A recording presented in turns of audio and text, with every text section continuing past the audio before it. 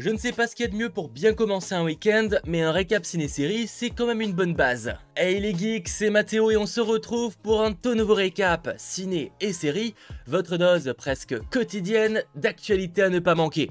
Et aujourd'hui, j'ai l'impression de me répéter à chaque fois, mais très joli programme. On parlera de nouveaux films qui sont annoncés, de dates de sortie, de casting. Bref, simple mais très efficace.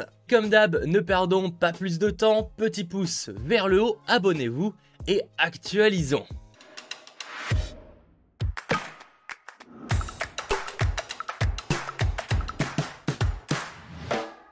On commence les choses en parlant un petit peu casting, puisque la star notamment vue dans Tchernobyl ou encore Is Dark Materials, deux excellentes séries de HBO disponibles entre autres sur OCS, même si Tchernobyl c'est actuellement diffusé sur M6 si je ne dis pas de bêtises. Robert Hems rejoint le casting de la série Disney Plus Star Wars sur Cassian Andor, qui a pour nom Andor. Alors évidemment on n'a aucune information sur le personnage qu'il va incarner, mais je rappelle que le show est en cours de tournage actuellement en Angleterre, et que ce sera une série d'action, aventure et d'espionnage, et centrée sur le personnage de Cassian Andor, joué par Diego Luna, vu entre autres dans Rogue One, enfin vu même uniquement dans Rogue One. La première saison sera composée de 12 épisodes, oui c'est quand même pas mal, c'est prévu en 2022 sur le service.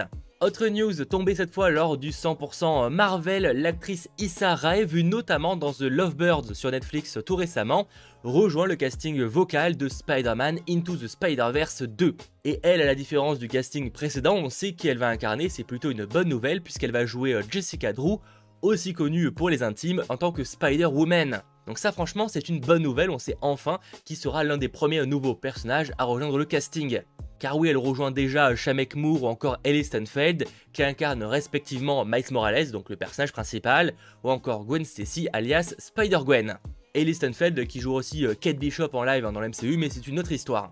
Bref, très hâte de voir la suite. Le premier opus était déjà l'un de mes films d'animation et même film Spider-Man préférés, donc assez hâte de voir ça. Il sort le 12 octobre 2022. D'ailleurs, pour en revenir rapidement à Jessica Drew, pour ceux que ça intéresserait, on devrait également la voir prochainement en live. Alors c'est pas encore 100% officiel, mais ce sera sûrement réalisé par Olivia Wilde, on en reparlera en temps voulu.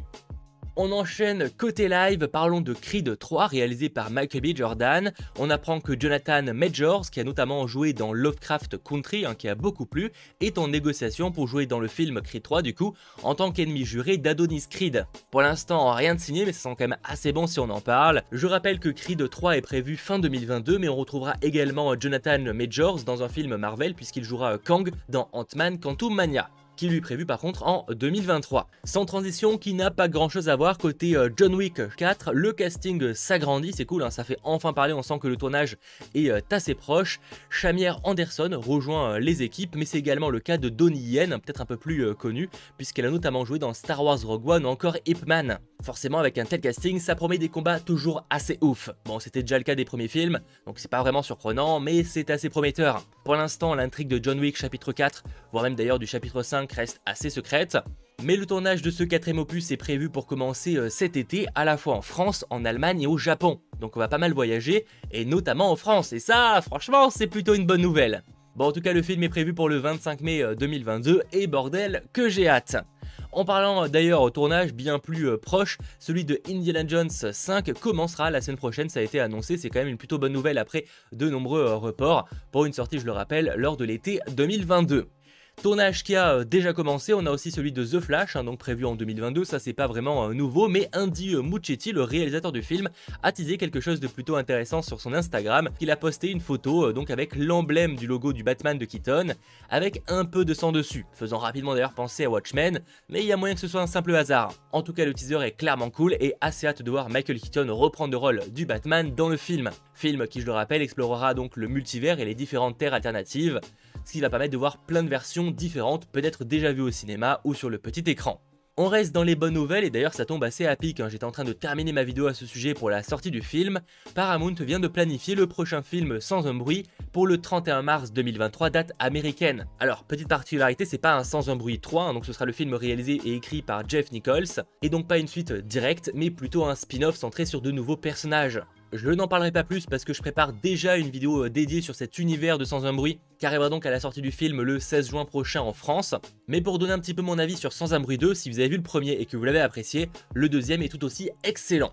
En parlant ensuite, à peine sorti, c'est déjà officiel, Disney débute le développement d'un Cruella 2 avec Emma Stone et c'est franchement une plutôt bonne nouvelle. On a même la confirmation que le réalisateur et le scénariste du premier film reviendront. Alors j'ai plein d'idées sur ce que pourrait raconter cette possible suite, peut-être que d'ailleurs on va se rapprocher un peu des 101 Dalmatiens pour ce qui est de l'intrigue.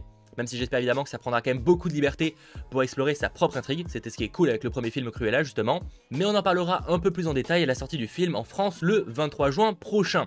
En tout cas c'est vraiment pas surprenant qu'ils en fassent une suite parce que déjà il y a beaucoup de potentiel comme je vous le disais. C'est un succès critique également, personnellement je l'ai beaucoup aimé, je vous ai partagé mon avis sur les réseaux sociaux. Et financièrement, alors on n'a pas les chiffres pour le premier access sur Disney+, mais il atteindra bientôt les 50 millions de box-office à l'international et ça en seulement une semaine. Alors certes en temps normal ce serait pas incroyable, mais vu la situation et vu le fait que le film sorte en premier access sur Disney+ dans quasiment tous les pays, c'est probablement pas mal. Bref, à ça d'avoir plus d'informations sur cette suite et surtout que le film sorte officiellement en France le 23 juin prochain.